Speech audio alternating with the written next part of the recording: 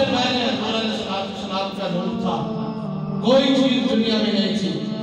جناب جبریل حضور علیہ السلام کی بارگاہ عالیہ میں حاضر ہوئے تو حضور علیہ السلام نے فرمایا جبریل اپنی عمر بتاؤ۔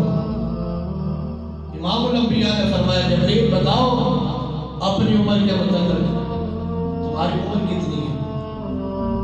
تو فرمایا حضور علیہ السلام نے تو جناب جبریل عرض کرتے ہیں یا رسول اللہ عمر کے متعلق مجھے کوئی پتہ نہیں، ایک بات پتہ ہے۔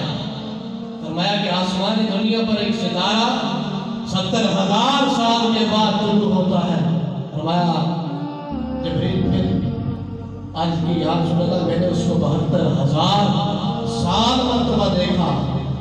تو حضور علیہ السلام نے فرمایا یا جبریل وَعِزَّتِ رَبِّي أَنَا ذَلِكَ الْكَوْكَبُ، فرمایا آسمان دنیا پر روشن ہونے والا ستارہ، فرمایا اس رب کی قسم جس کے قبضہ قدرت میں میری جان ہے، فرمایا چوتھے حجاب پر آسمان دنیا پر روشن ہونے والا ستارہ نور محمد کا، فرمایا وہ میرا نور تھا، بھی کوئی چیز نہیں تھی۔